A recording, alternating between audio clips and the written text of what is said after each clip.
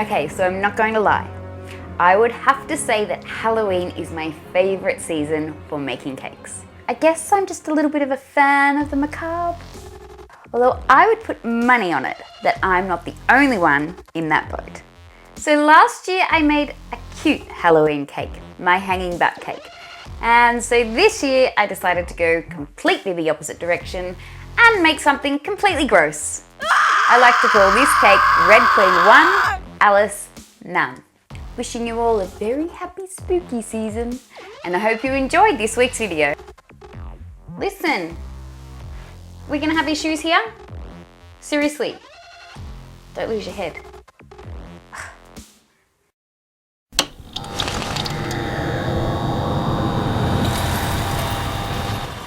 To make this cake I needed a good structure, so I have a 12mm thick MDF board that I've drilled a hole through the centre. It is a 10-inch board and I've glued feet to the bottom. I've got a 1/4-inch threaded rod that I'm now putting through a hole through the centre of that board. I'm using a washer and then a locking washer and a screw to screw that together. I do the same on the top, another washer, another locking washer and another screw just for added security. I don't want Alice going anywhere. Not that she can really go anywhere. She's headless. Taking both of my shifters and using them on either side of the board to make sure it's nice and secure. Now I cheated a bit and started with the right shaped cake. This is a chocolate mud cake and I actually baked it in a Dolly Varden tin because that's sort of the shape I wanted. I split it into 1-inch layers and filled it with some delicious chocolate ganache. Then went ahead and started carving it down into my Alice dress shape. Now with dresses, you want to make sure that the front of the dress is quite flattened in comparison to the back. Make the back a bit more poofy. I guess that's what you call it, poofy. Then I wanted to make some accentuated pleats. So here I am cutting out some triangular sections from the cake.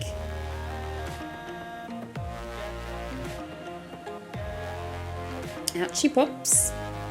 And then I just take my blade and round them off just a little bit so that they're not such sharp edges.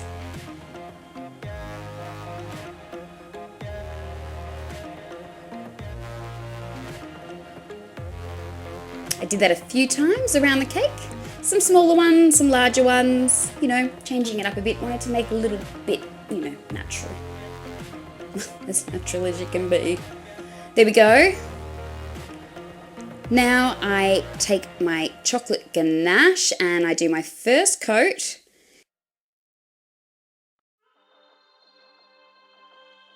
Now to get into all the crevices and stuff is a little bit of a challenge, but don't forget you can use your fingers too, as long as you've got good clean hands.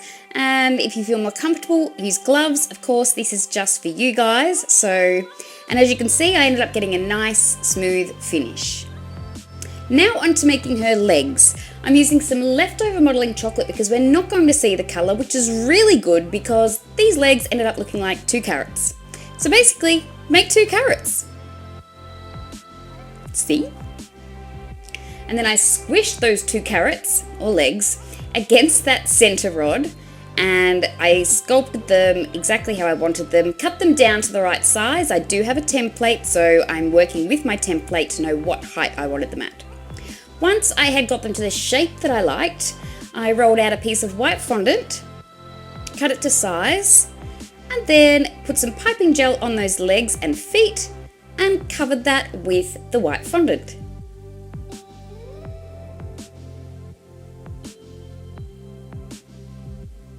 Cutting all the excess off, and there are her stockings. Now she needs some little black shoes. So to do her shoes, I just put some piping gel around the edges of the feet. I took a thin strip of black fondant and just wrapped it around the base of her foot. Sort of used my brush to tease that underneath a little bit and folded it on top. Now to do the top of the shoe, I just took a little rectangle of black fondant and folded that over the top also, cutting off the excess. They were actually really very simple. And then of course she needs a little strap, which was a tiny thin piece of black fondant that I've just laid over the top, attaching that also with some piping gel. Legs are done. Now we're going to work on this, so I'm covering it with some plastic wrap. And now I'm attaching the next board, exactly the same way as I put my bottom board together. I've got a nut first, 2 washers, then the board that I'm using for under the cake with a hole through the center, more washers on the top, and another nut on the top of that. Nice and secure.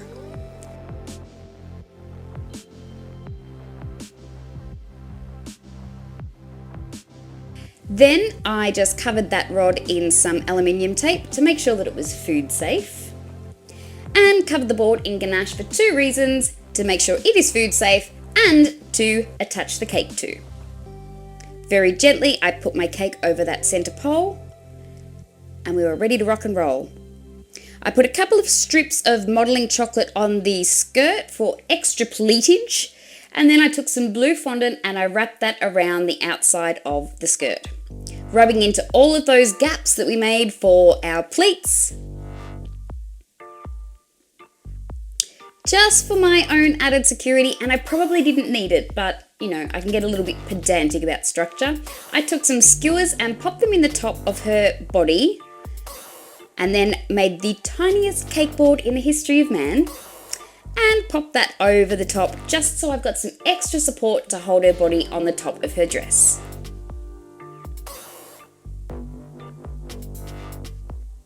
And she needs arms, so I'm just using some armature wire. I folded it over a few times, twisted it up, and then put it onto the center pole where I needed her arms to be. Once again using my template, always use templates.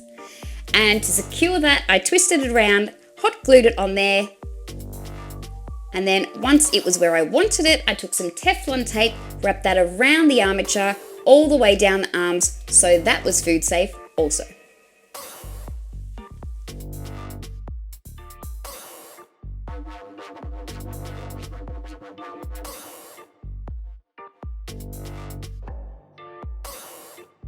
Now it's time to make a headless body. So I've taken a short log of the same modelling chocolate that I had before. I'm elongating one end where the neck will be, pushing down the sides for where the shoulders are, and then just making it into like a V shape.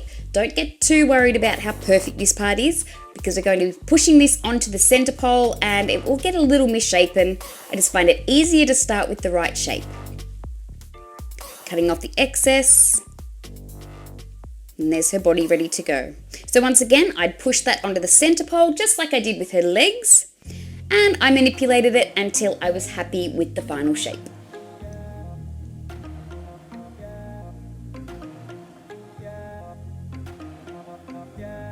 Off with her head. And there we go. Okay, so the top part of her body will be a little bit more exposed, so I've taken some flesh-coloured sugar paste and just covering that top section of the body because it will be shown, and she's Alice in Wonderland, not an Oompa Loompa.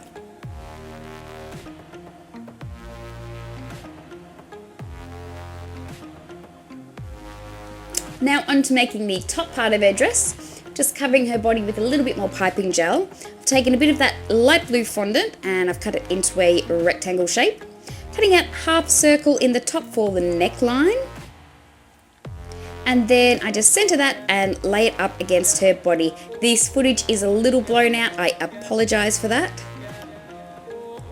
And then I just manipulate it around her body, cutting off any excess until I'm happy with how it looks. I was missing a little bit in the back, so I just took a little bit more blue fondant and patched it up a bit. Now I'm going to pop on her apron. So a little bit more piping gel on the front, a thin piece of white fondant wrapped around the base of her dress. Initially I made her apron longer than her dress, but I changed that up later. I just took my X-Acto blade and shaped it into the shape I wanted.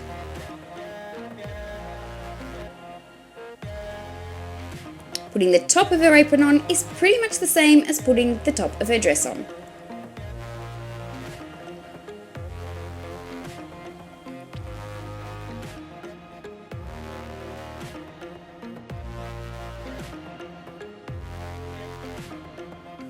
Just cutting it and manipulating it to where I want it to be. Okay, let's build up these little arms. So I put them into the position I want them in now, and I'm taking some modelling paste and I've wrapped that around the armature, and then I just sculpt the arms onto the armature. Now, don't worry about that little space at the top because Alice needs puff sleeves, which is what we're going to do right now. So I'm just putting some little ruffles on. If you want to know how I made these ruffles, check out my Beach Baby video and you will see how I make the ruffles for her bathers there. I did it exactly the same way. To make the actual ruffle puffle, the puff sleeve, I took a flat teardrop piece of the blue fondant, wrapped the thin section underneath her arm, and then manipulated the rest of that fondant over the top to make a puff sleeve.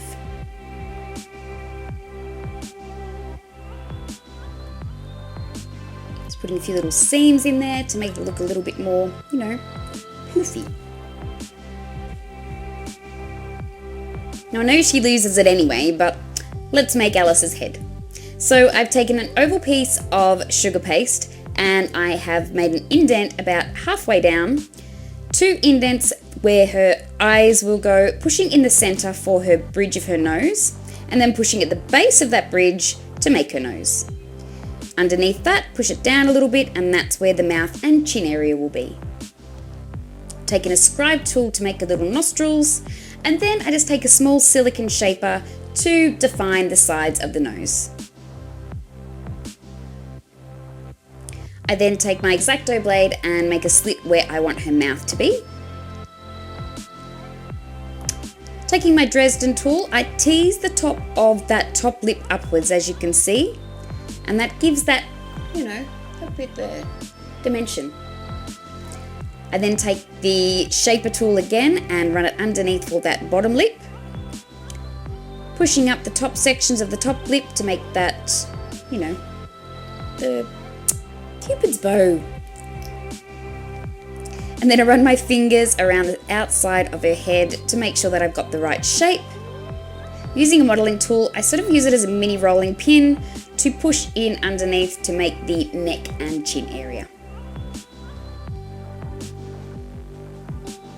I then take a balling tool and make sections where I'm going to pop the eyes. Now this was, I think, head 2 of 3. I ended up doing 3, so the head I ended up with was a little bit different, but it's the same principle. The eyes that I made for the final product were quite a lot bigger. That's one difference. Taking some water and putting in those holes we've made for our eyeballs. 2 little round balls of modelling paste in there. That's the other thing I didn't do. I didn't end up flattening out the eyeballs for the final head. I took my silicone shaper and ran it underneath the eyes to make the bottom eyelids. Now with my final product, I ended up taking 2 half circles of very thin fondant and putting it on the top of the eye for top eyelids.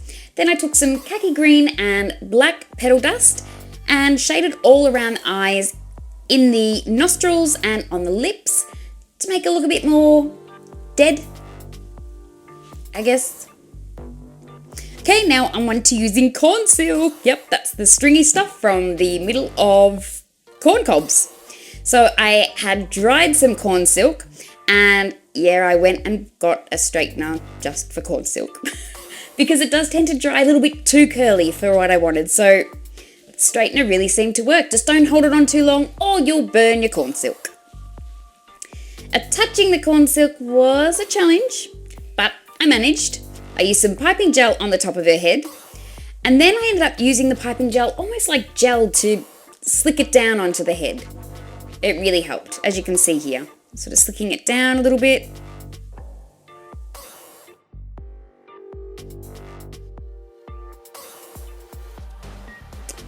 Give her a few haircuts and just continue to do that until I was happy with how her hairstyle was. And of course, she wouldn't be Alice without the headband, so I added a headband. And to make the bow, I just took tiny little rectangles of fondant, folded them in on themselves and then twisted the ends. Did that twice, of course.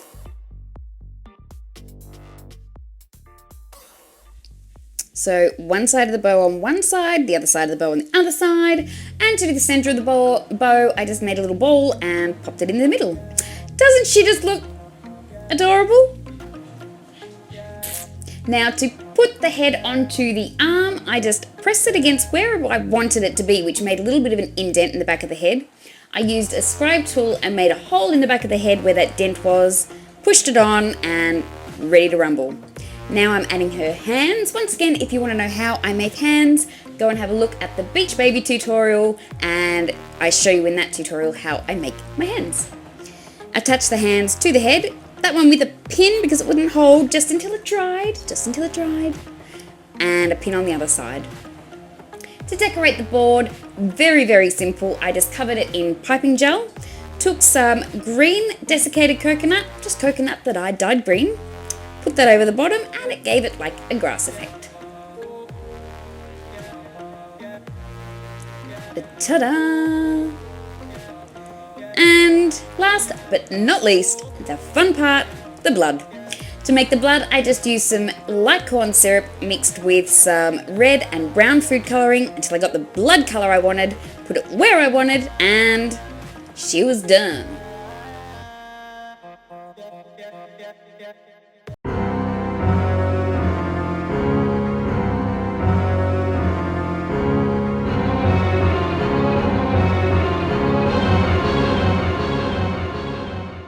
So there it is, my rather dark and macabre take on Alice in Wonderland. How it would have ended if the Red Queen had won. I wonder if Alice would ever have woken up then. I've watched too many crime shows. Okay guys, well I hope you really enjoyed this week's video. I had an absolute ball making this cake. There's something about the dark ones that I love doing. If you like this video, please don't forget to give it a thumbs up. And if you haven't already, please don't forget to subscribe to my channel and hit the notification bell so that you are informed every time I upload new content. I hope you all have a wonderful spooky season. I'd love to see somebody else give this cake a go. If you do, make sure you let me know or I'll be really, really sad. And now... Oh, and go and check out my other videos while you're here. And now... You know what time it is. It's time to go and get your cake on. See you next time, guys. Bye.